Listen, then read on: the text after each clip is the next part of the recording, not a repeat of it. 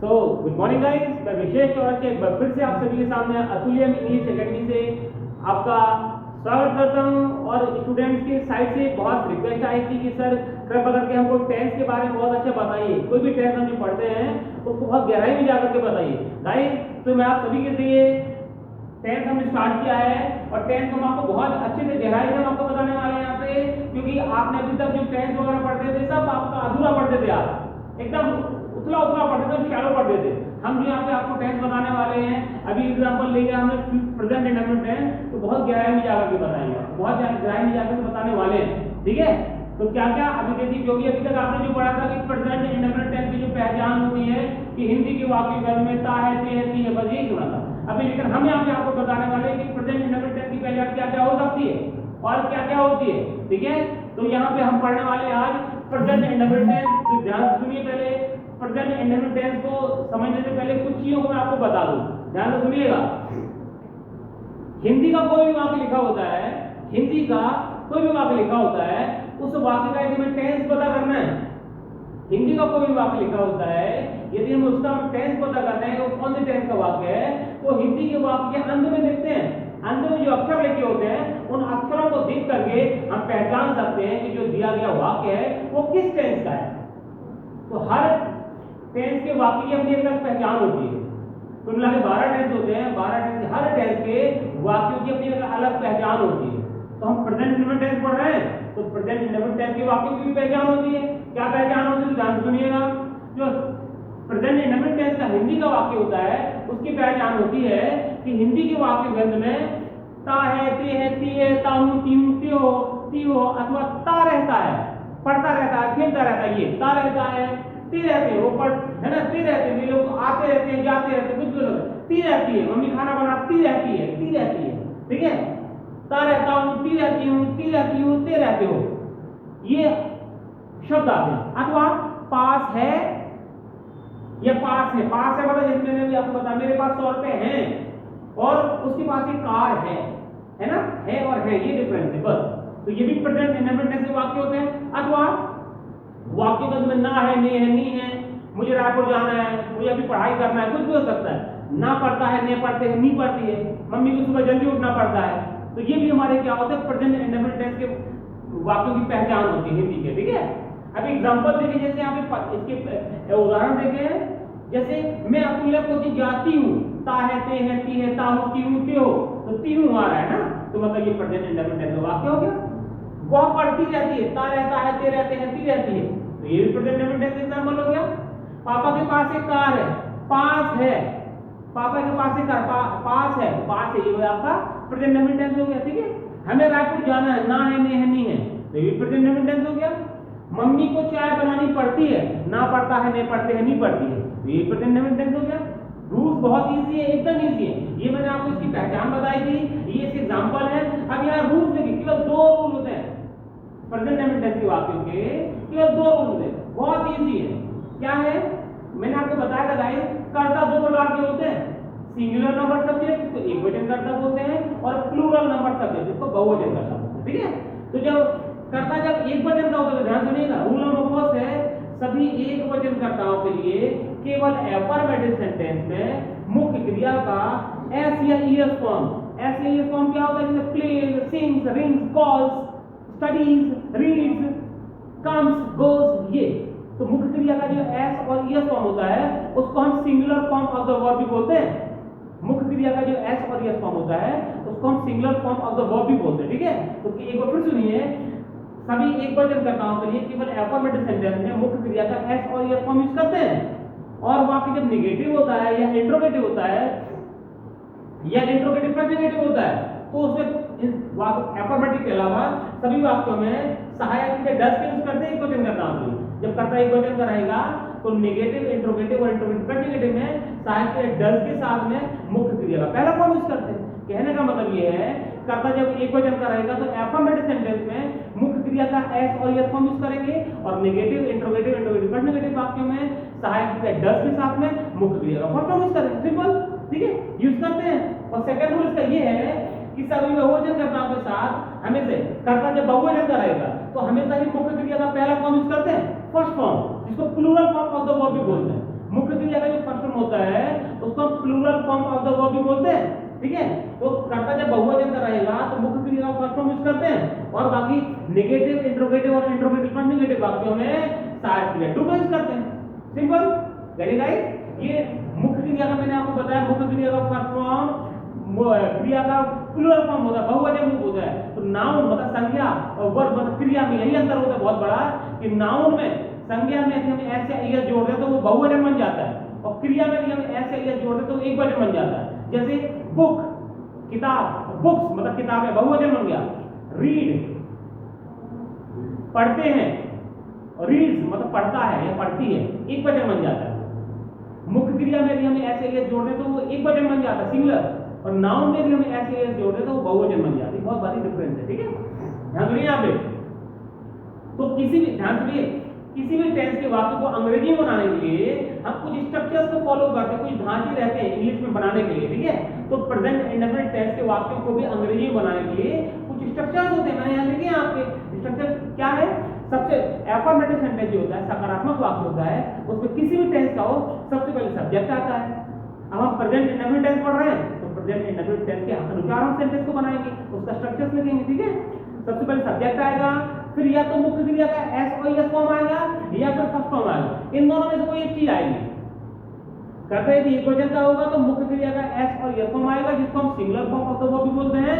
और कहते हैं कि बहुवचन का रहेगा तो मुख्य क्रिया का फर्स्ट फॉर्म आएगा, जिसको प्लूरल फॉर्म बोलते हैं, ठीक है। उसके बाद यदि कोई ऑब्जेक्ट हुआ तो वो आ जाएगा कर्म, उसके बाद यदि अदर वर्ड्स होंगे, अन्य शब्द होंगे तो वो आ जाएंगे, नहीं होंगे तो नहीं आएंगे। ये हमारे अफर्मेटिव का स्ट्रक्चर होगा, ठीक है। अब आते हैं हम नेगेटिव का स्ट्रक्चर है। सबसे पहले सब्जेक्ट आएगा, फिर प्रेजेंट इंडेफिनिट टेंस के वाक्य में नेगेटिव सेंटेंस में क्या करते हैं, या तो डज आएगा या डू आएगा। डज कब आएगा, करता है कि एकवचन है तो डज आएगा, और करता बहुवचन है तो डू आ जाएगा। उसका नॉट आएगा तो नेगेटिव सेंटेंस है, नॉट आएगा। उसका मुख्य क्रिया का फर्स्ट फॉर्म आएगा, ये करता है एकवचन का हो या बहुवचन का हो। उसका यदि कोई ऑब्जेक्ट हुआ तो वो आ जाएगा, कोई अदर वर्ड होंगे तो वो आ जाएंगे। ये हमारा नेगेटिव का स्ट्रक्चर होगा। अब आते हैं थर्ड, इंट्रोगेटिव। ध्यान सुनना, किसी भी टेंस का इंट्रोगेटिव हो, सेंटेंस चाहे एक्टिव का हो चाहे पैसिव का हो, एक्टिव वॉइस का सेंटेंस हो चाहे पैसिव वॉइस का सेंटेंस हो, इंट्रोगेटिव सेंटेंस की शुरुआत हमेशा ही सहायक क्रिया से करते हैं। तो प्रेजेंट इंडेफिनिट टेंस की बात कर रहे हैं, तो प्रेजेंट इंडेफिनिट टेंस की पहचान मैंने आपको बताई है, डू या डज होता है ना। तो डज एकवचन कर्ताओं के लिए, डू बहुवचन कर्ताओं के लिए। तो वाक्य इंट्रोगेटिव रहेगा तो या तो डज आएगा डू आएगा। पहले डज आएगा एकवचन कर्ताओं के लिए, डू आएगा बहुवचन कर्ताओं के लिए। या तो डज आएगा डू, इन दोनों में से कोई एक वर्ड आएगा। Either of these two word will be used here, right. कहने का मतलब ये है या तो डज आएगा या डू आएगा। उसका सब्जेक्ट आता कर्ता आता है, उसका मुख्य क्रिया का फर्स्ट फॉर्म आएगा किसी भी कर्ता के लिए। उसका यदि कोई ऑब्जेक्ट हुआ तो आ जाएगा, उसका अदर वर्ड होंगे तो आ जाएंगे। उसके बाद मुख्य इंट्रोगेटिव साइन आता है, प्रश्न वाचक चिन्ह आता है। तो ये हमारा हो जाएगा इंट्रोगेटिव सेंटेंस। इंट्रोगेटिव प्रश्न के लिए क्या करते हैं, बहुत इजी रहता है। चौथा सेंटेंस होता है आपका इंट्रोगेटिव प्रश्न नेगेटिव। तो इंट्रोगेटिव प्रश्न नेगेटिव सेंटेंस की शुरुआत में डब्ल्यूएच वर्ड सहायक क्रिया से ही करते हैं, किसी भी टेंस का इंट्रोगेटिव प्लस नेगेटिव सेंटेंस हो। तो इसमें भी या तो डज आएगा या डू आएगा। सबसे पहले वाक्य की शुरुआत या तो डज से करेंगे या डू से करेंगे। डज एकवचन कर्ताओं के लिए, डू बहुवचन कर्ताओं के लिए। या तो डज आएगा या डू आएगा, ठीक है।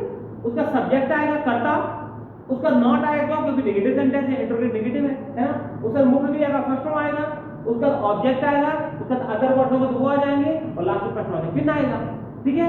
कोई भी सेंटेंस जिसका डू या डज के उसके आगे है सहायक क्रिया रूप में, वो सेंटेंस बिना मुख्य क्रिया के नहीं आएगा।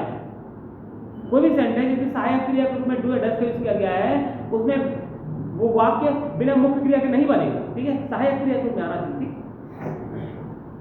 अब देखिए एग्जांपल लिखा हुआ हमने, वह कोचिंग में अंग्रेजी बोलती है, वह कोचिंग में अंग्रेजी बोलती है।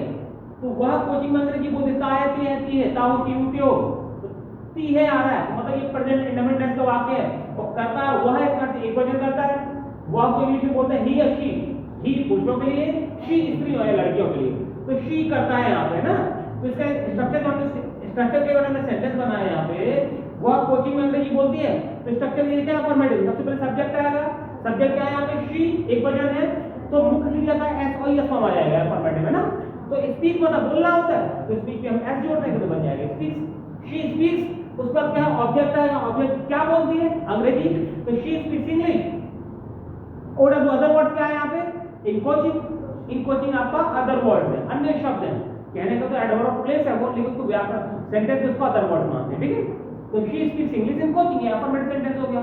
नेगेटिव में क्या करते हैं, सबसे पहले सब्जेक्ट आएगा शी, फिर नेगेटिव स्ट्रक्चर लिखा हुआ आपका सब्जेक्ट आएगा, फिर डज आएगा, डज क्यों आएगा क्योंकि करना इक्वेशन का है, तो शी डज, फिर नॉट आएगा, स्पीक, जो स्पीक से लिखा था ना, कहां लिखा था भाई, ये लिखा है स्पीक्स, इसका एस तो ये हट जाएगा यहां से, ठीक है। तो शी डज नॉट स्पीक आ जाएगा, यहां लिखा हुआ देखो शी डज नॉट स्पीक, क्यों, क्योंकि सेंटेंस नेगेटिव इसका से एस और ये हट जाता है ना। तो she does not speak English in coaching, उसको कोई चेंजेस नहीं करना है, she does not speak English in coaching. अब देखिए आपके इंट्रोगेटिव में, इंट्रोगेटिव किसी भी टेंस का इंट्रोगेटिव सेंटेंस, मैंने आपको स्ट्रक्चर में बताया था, इंट्रोगेटिव सेंटेंस की शुरुआत हमेशा ही सहायक क्रिया से करते हैं। तो सहायक क्रिया से डज की करता है वचन का था, तो डज सबसे पहले आएगा, फिर शी आएगा, फिर मुख्य क्रिया का फर्स्ट फॉर्म आएगा, does she speak, English object है, इन कोचिंग, फिर प्रश्नवाचक चिन्ह आएगा लास्ट में। तो does she speak English in coaching, क्या वो कोचिंग में अंग्रेजी बोलती है। जो इंट्रोगेटिव सेंटेंस होता है, जब उसको हम हिंदी में बनाते हैं, तो इंट्रोगेटिव सेंटेंस की शुरुआत हिंदी के वाक्य में हमेशा क्या से होती है, क्या। एफर्मेटिव था वह कोचिंग में अंग्रेजी बोलती है, नेगेटिव था वह कोचिंग में अंग्रेजी नहीं बोलती है, इंट्रोगेटिव है ये, क्या वह कोचिंग में अंग्रेजी बोलती है, ठीक है। और चौथा जो होता है इंट्रोगेटिव का नेगेटिव, उसकी शुरुआत भी हिंदी के वाक्यों की क्या से होती है, ठीक है। उसको इंग्लिश में कैसे बनाते हैं, सबसे पहले सहायक क्रिया आगे डज शी, सब्जेक्ट बाद नॉट आता है, डज शी नॉट स्पीक मुख्य क्रिया का फर्स्ट फॉर्म है, इंग्लिश इन कोचिंग, और लास्ट में प्रश्नवाचक चिन्ह आता है, ठीक है। तो does she not speak English in coaching बता, क्या वह कोचिंग में अंग्रेजी नहीं बोलती है। कहने का मतलब ये है कि चौथा सेंटेंस होता है इंट्रोगेटिव पर नेगेटिव सेंटेंस होता है। इंट्रोगेटिव पर नेगेटिव सेंटेंस को भी जब हिंदी में बनाते हैं, तो हिंदी के वाक्य की शुरुआत क्या से होती है, और वाक्य बीच में नहीं आता है, क्योंकि नेगेटिव भी है ना वो। तो प्रश्नवाचक चिन्ह आएगा लास्ट में। इंट्रोगेटिव कोई भी सेंटेंस है, इंट्रोगेटिव हो, इंट्रोगेटिव प्लस नेगेटिव हो, डबल इंट्रोगेटिव हो, डबल इंट्रोगेटिव प्लस नेगेटिव हो, चारों इंट्रोगेटिव सेंटेंस में प्रश्नवाचक चिन्ह लास्ट में आएगा ही, मस्ट है। यदि प्रश्नवाचक चिन्ह नहीं लगाएंगे, आपने पूरा सेंटेंस सही लिखा है लेकिन प्रश्नवाचक चिन्ह नहीं लगाया तो आपने गलत लगाएगा, ठीक है। तो ये चौथा था हमारा इंट्रोगेटिव पर नेगेटिव। अब आते हैं पांचवा और छठवां। पांचवा होता है डबल इंट्रोगेटिव और छठवां होता है डबल इंट्रोगेटिव पर नेगेटिव। तो क्या होता है पांचवा और छठवां, पांचवें सेंटेंस को बोलते हैं डबल इंट्रोगेटिव सेंटेंस और छठवें को बोलते हैं डबल इंट्रोगेटिव पर नेगेटिव सेंटेंस। इसको बनाने का तरीका क्या होता है, बहुत इजी है। हमने आपको जो थर्ड सेंटेंस बताया ना इंट्रोगेटिव, और चौथा है इंट्रोगेटिव पर नेगेटिव। तो इंट्रोगेटिव सेंटेंस की शुरुआत में हमें केवल डब्ल्यूएच वर्ड जोड़ना पड़ता है, बस। इंट्रोगेटिव सेंटेंस की शुरुआत में हमको केवल डब्ल्यूएच वर्ड जोड़ना पड़ता है। डब्ल्यूएच वर्ड क्या होता है, मैंने आपको बहुत सारे लिखा है, why, when, why, which, how, where, कुछ भी, है ना। तो डब्ल्यूएच वर्ड जोड़ना है इस सेंटेंस की शुरुआत में, और पूरा सेंटेंस इंट्रोगेटिव ऐसे लिख देना है, तो ये बन जाएगा डबल इंट्रोगेटिव, ठीक है। और चौथा सेंटेंस है यहाँ पे इंट्रोगेटिव प्लस नेगेटिव। तो इंट्रोगेटिव प्लस नेगेटिव सेंटेंस की शुरुआत में हमको डब्ल्यूएच वर्ड जोड़ना है बस, और पूरा सेंटेंस ऐसे लिख देना है, तो बन जाएगा डबल इंट्रोगेटिव प्लस नेगेटिव। तो ध्यान सुनिए, इंट्रोगेटिव और double interrogative, interrogative plus negative और डबल इंट्रोगेटिव प्लस नेगेटिव में क्या अंतर होता है, ध्यान सुनना हिंदी के वाक्य में। इंट्रोगेटिव सेंटेंस तीसरा सेंटेंस है, इसका जब हिंदी का हम ट्रांसलेट करते हैं तो वाक्य की शुरुआत क्या से होती है।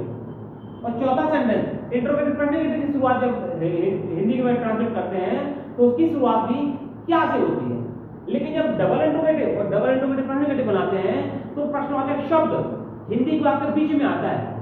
जैसे क्या वो पढ़ता है, does he study, does he study, वह क्या पढ़ता है, तो what does he study. Does he study की शुरुआत में व्हाट जोड़ दिया, वह क्यों पढ़ता है, व्हाई डज ही स्टडी, वह कहां पढ़ता है, वेयर डज ही स्टडी, वो कब पढ़ता है, व्हेन डज ही स्टडी। कहने का मतलब ये है कि इंट्रोगेटिव सेंटेंस और इंट्रोगेटिव प्लस नेगेटिव की शुरुआत हिंदी के वाक्य में क्या से होती है, और डबल इंट्रोगेटिव और डबल इंट्रोगेटिव प्लस नेगेटिव वाक्यों की शुरुआत हिंदी के वाक्य में कर्ता से ही होती है, लेकिन वो प्रश्नवाचक शब्द जो होता है हिंदी का बीच में आता है, ठीक है ना। एक बार फिर सुनिए, चौथा सेंटेंस और तीसरा सेंटेंस जो होता है उसको, तीसरे सेंटेंस को बोलते हैं इंट्रोगेटिव सेंटेंस और चौथा होता है हमारा इंट्रोगेटिव प्लस नेगेटिव।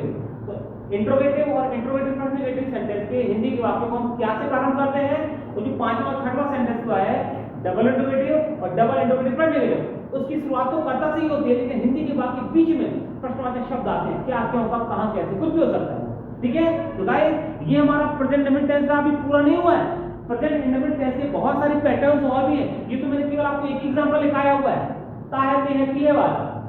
इसके और भी ता रहता है, ते रहते हैं, ती रहती है, ठीक है। पास है, ना है, नहीं है, ना पढ़ता है, नहीं पढ़ते, नहीं पढ़ते। ये अलग अलग पैटर्न में अलग अलग पैटर्न होते हैं, अलग अलग स्ट्रक्चर्स भी होते हैं, बहुत सारी सारी डिफरेंसेस होते हैं उसको मैं आपको आगे जाकर भी बताऊंगा। आप सभी को मेरे कोचिंग ऐप को डाउनलोड करिए, अतुल्यम इंग्लिश एकेडमी को। आपको हमारा ऐप है प्ले स्टोर में मिल जाएगा, प्ले स्टोर से इसको डाउनलोड करिए। आपको बहुत सारी आपको जानकारी हमारे ऐप के माध्यम से मिलेगी, ठीक है, क्योंकि बहुत सारी चीजों को बता पाना या क्लास में पॉसिबल नहीं है। आपको प्ले स्टोर में आपको बहुत सारी चीजें आपको मिल जाएगी, ठीक है गाइस। हमारे यूट्यूब चैनल को सब्सक्राइब करिए अतुल्यम इंग्लिश एकेडमी को, और हमारे कोचिंग ऐप को प्ले स्टोर से डाउनलोड करिए गाइस। Thank you guys.